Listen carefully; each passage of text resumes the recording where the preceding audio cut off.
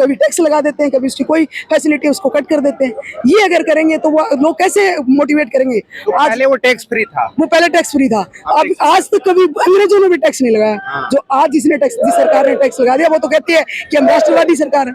तो राष्ट्रवाद कहाँ हुआ? लोग दाएंगे भर्ती पहले होती थी 60 से 70 हजार पर ईयर, और अब होती है 40 से 45, और 40 से 45 में से आप कितने 25% रखेंगे या 10 से 12 हजार। जहाँ एक साल में कितनी भर्ती होती थी 60 से 70 हजार, कितनी होगी 10 से 12 हजार। कैसे बढ़ेगी बताओ? और युद्ध की सिचुएशन आप देख रहे हो, बॉर्डर की सिचुएशन क्या है। अगर आर्मी में कटौती आपने कर दी तो उसके बाद आपका देश सुरक्षित कैसे होगा? क्या क्या कहते हैं? 1 रैंक और 1 पेंशन देंगे, और किया क्या? No rank no pension. लेकिन उन्होंने तो कहा कि हमने लागू कर दिया। मैंने कहा उन्होंने 4 नारे दिए ना, आप देखो ना उनका नारा था, उसका मीनिंग देखो, नो रैंक नो पेंशन। क्या लिया है 4 साल की? क्या है अग्निवीर? रैंक कहाँ है? Where is rank? है नहीं। और नो पेंशन, अग्निवीर को पेंशन है नहीं है, तो कहाँ है 1 रैंक 1 पेंशन? यानी नो रैंक नो पेंशन। आप जुमलों को समझिए, जुमले लोग कहते हैं कि बांट के काटेंगे, नहीं बटोगे तो कटोगे, ऐसा नहीं, बांट बांट के काटेंगे। पहले क्या किया? अग्निवीर में आए, जो नए बच्चे हैं पुराने नहीं बोलेंगे क्योंकि उनको इतना नहीं हो रहा, नए आएंगे वो झटके रहे, पुराने बोलेंगे नहीं। अब पुरानों के नए को पुराने नहीं बोले, और पुरानों की पेंशन छीन लो, अब वो पेंशन छीन लोगे तो वो उनके साथ क्यों आएंगे? तो आपको बांट बांट के काटेंगे। नवजागरण लाइव में आपका स्वागत है। जंतर मंतर पे हैं और यहाँ पे एक सर्विसमैन का डिपार्टमेंट का एक धरना चल रहा है, कांग्रेस का ये धरना है।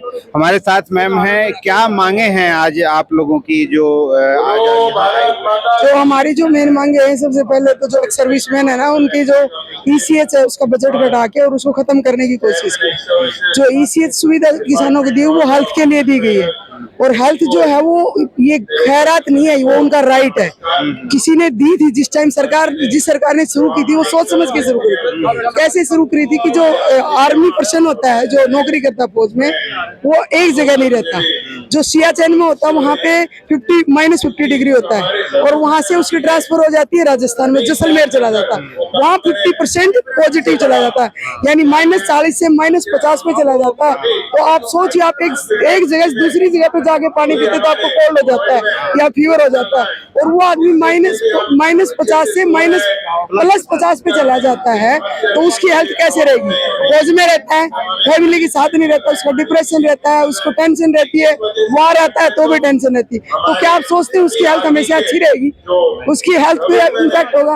अगर आप उसको उसकी हेल्थ की फैसिलिटी नहीं दे पाएंगे, आप सरकार उसको समर्थन नहीं करेगी, सपोर्ट नहीं करेगी, तो फिर आप फौजी कैसे जी पाएगा? वो कैसे अपने हेल्थ को सही?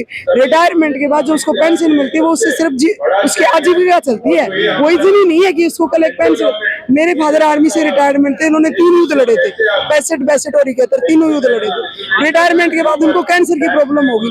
उस टाइम पे 2005 के आसपास 4 में कैंसर हो गया। 4 में उस टाइम 25 लाख का खर्चा था। आप बताओ, एक फौजी 25 लाख रुपए रिटायर पर्सन कहाँ से लाएगा? अगर वो नहीं 25 लाख नहीं लाएगा तो उसको क्या होगा? फैमिली कहाँ से लाएगा? अगर वो लाएगा कहीं से तो उसकी तो फैमिली खत्म हो गई। वो कितने साल बाद उभर पाएगी? और आर्मी में कौन जाता है? आम गरीब किसान मजदूर, उसका बेटा जाता है। उसके पास इतने पैसा होता है तो वो क्यों जाएगा आर्मी में? वो भी बड़ी बड़ी नौकरियां करेगा। और ये आर्मी एक ऐसी चीज थी जिससे वो अपनी फैमिली को आगे बढ़ा पाता था, वो अपने बच्चों को पढ़ा पाता था, अपनी फैसिलिटी दे पाता, वो बॉर्डर पे होता था, बच्चे को स्कूल में भेज पाता था, उसकी फीस भर पाता था, इसलिए उसको ये फैसिलिटी दी गई थी। लेकिन आज इस सरकार ने उस फैसिलिटी को खोसने का काम किया, और वो फैसिलिटी उससे खोज लेगी थी। इससे हमारा जो गांव ग्रामीण, महात्मा गांधी जी कहते थे भारत जो है वो कहाँ पे बसता? गांव में बसता है और किसानों में बसता है। और किसान का बेटा आर्मी में जाता है, उनकी ये फैसिलिटी आप खत्म कर दोगे, क्योंकि किसान के ऊपर उसके बूढ़े माँ बाप भी उस पर डिपेंडेंट होते हैं, उसके बच्चे भी डिपेंडेंट होते हैं, वो खुद भी डिपेंडेंट होता है, खुद भी उसको साइन करता है। तो वो फैसिलिटी उसकी खत्म कर दी। दूसरी, जो डिसेबिलिटी वाले लोग हैं, आर्मी में जिसकी डिसेबिलिटी हो जाती है, वो आर्मी मर्जी से तो नहीं हुआ, वो कोई ट्रेवल करने या मजे करने तो नहीं गया था ना, उसकी डिसेबिलिटी होगी। वो आपकी देश की सुरक्षा के लिए अपनी जान हथेली पे रखे गया था कि मैं इस देश के लिए लड़ूंगा, मेरे देश की सुरक्षा के लिए लड़ूंगा। लेकिन उसने क्या किया? उसके साथ भी यही प्रॉब्लम, उसकी जो कभी टैक्स लगा देते हैं, कभी उसकी कोई फैसिलिटी उसको कट कर देते हैं। ये अगर करेंगे तो वो लोग कैसे मोटिवेट करेंगे? तो पहले वो टैक्स फ्री था, वो पहले टैक्स फ्री था, अब आज तक कभी अंग्रेजों ने भी टैक्स नहीं लगाया। जो आज जिस सरकार ने टैक्स लगा दिया वो तो कहती है कि हम राष्ट्रवादी सरकार है। तो राष्ट्रवाद कहाँ हुआ? आप देश को राष्ट्रवाद से जोड़ना चाहते हो तो वो राष्ट्रवादी तो आपका कहाँ रही? ये तो एक डोसला था, ये एक जुमला दे दिया कि हम राष्ट्रवादी। आज आप देख रहे हो युद्ध की क्या हालत है। वहां पे अगर आप फौज, उन्होंने जो चार्ज वो लेके आए 4 साल की फौज, उसका क्या फायदा होगा?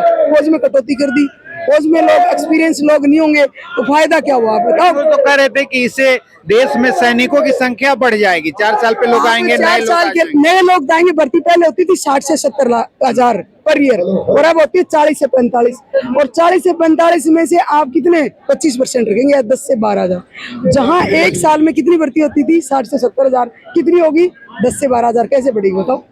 और युद्ध की सिचुएशन आप देख रहे हो, बॉर्डर की सिचुएशन क्या है। अगर आर्मी में कटौती आपने कर दी तो उसके बाद आपका देश सुरक्षित कैसे होगा? आप लोग सुरक्षित, हम लोग जो बैठे हैं बॉर्डरों पे नहीं है, जो देश के अंदर बैठे हैं, वो सुरक्षित कैसे होंगे? देश की सीमाएं कैसे सुरक्षित होंगी बताइए? तो फिर ऐसे में अब आप लोगों का क्या डिमांड है? हमारे लोगों को डिमांड है कि जो इसी से जो फैसिलिटी हमारी पहले तो वह चीज रखी जाए। और हेल्थ तो एक ऐसी सर्विस है आम जनता को देनी चाहिए, आम जनता के लिए भी एजुकेशन और हेल्थ, वो तो सबको फ्री मिलनी चाहिए। तो ये तो आर्मी के लिए जो देश को प्योर अपना सब कुछ निझाड़ करने के लिए तैयार होते हैं, उनको अगर आप नहीं दे रहे तो फिर क्या आप उसको क्या दे पाएंगे? बाकी को क्या दे पाएंगे? ये क्या कह रहे थे, 1 रैंक और 1 पेंशन। क्या क्या कह थे? 1 रैंक और 1 पेंशन देंगे, और किया क्या? No rank no pension. लेकिन उन्होंने तो कहा कि हमने लागू कर दिया। मैंने कहा उन्होंने 4 नारे दिए ना, आप देखो ना उनका नारा था, उसका मीनिंग देखो, नो रैंक नो पेंशन। क्या लिया है 4 साल की? क्या है? अग्निवीर रैंक कहाँ है? Where is rank? रैंक ही है नहीं। है ही नहीं। और नो पेंशन, अग्निवीर को पेंशन है नहीं है, तो कहाँ है 1 रैंक 1 पेंशन? यानी नो रैंक नो पेंशन। आप जुमले को समझिए, जुमले का लोग कहते हैं कि बांट के काटेंगे, नहीं बटोगे तो कटोगे, ऐसा नहीं, बांट बांट के काटेंगे। पहले क्या किया? अग्निवीर ले आए, जो नए बच्चे हैं पुराने नहीं बोलेंगे क्योंकि उनको इंटरेस्ट नहीं हो रहा, नए आएंगे वो इफेक्टेड है, पुराने बोलेंगे नहीं। अब पुरानों के नए को पुराने नहीं बोले तो अब पुरानों की पेंशन छीन लो, अब वो पेंशन छीन लोगे तो वो उनके साथ क्यों आएंगे? क्योंकि वो उनके, तो आपको बांट बांट के काटना। ये जुमले हैं, वो जनता को समझना पड़ेगा। और उनके लिए ही आज जो लोग ये धरना हो रहे हैं, अपने अधिकारों के लिए लड़ रहे हैं, किसी से भीख वो नहीं मांग रहे। हर आदमी टैक्स भरता है, और उस टैक्स का पैसा देश की सुरक्षा में जाता है। वो सुरक्षा कौन करता है? आर्मी मैन, जो एक्स सर्विस मैन है, जो फैसिलिटी मिलनी चाहिए, जो भी फैसिलिटी वो एचडीज बहाल होनी चाहिए। जो पहले सुविधा तो ज्यादा देनी चाहिए भाई, महंगाई तो हर साल बढ़ती जाती है 10% है ना, और ये कटौती करते जा रहे हो, तो बताओ शिक्षा कहाँ है? जब पीछे आप लोगों ने यहाँ प्रदर्शन किया था लंबे समय तक, तो मोदी जी ने आके ये घोषणा की थी कि हमने अब दे दिया 1 रैंक 1। कहने से कागज में कहा है, दे दिया कहा है, कहाँ पास हुआ? फैसिलिटी कहाँ है? दिखाओ ना, है कहाँ? कहने से तो वो रोज कहते, मैंने कहा ना जुमला 1 रैंक 1 पेंशन। 14 में जो रैली करी थी पहली सप्ताह मैंने बता दो दिया उसके नो रैंक नो पेंशन। आपने क्या कर दिया? कहाँ कर दिया? अग्निवीर देखे तो क्या किया? नो रैंक और नो पेंशन दे दिया। चलिए, ऐसे तो अग्निवीर में ये दावा करते हैं कि 2 करोड़ रुपया देते हैं हम। किसको देते हैं? 10 लाख।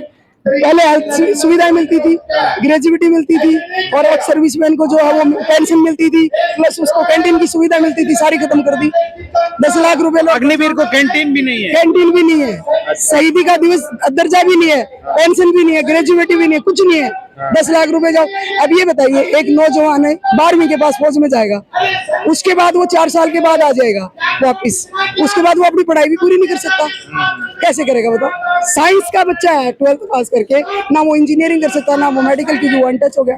पहले आर्मी में जाता, तो बीच में खबर आई वो मैरिज भी नहीं कर सकता, मैरिज भी नहीं कर सकता। हरियाणा में, मैं हरियाणा से बिलोंग करती हूँ, हरियाणा में तो स्पेशल प्रॉब्लम है सबसे ज्यादा, 4 साल तक वो मैरिज नहीं कर सकता।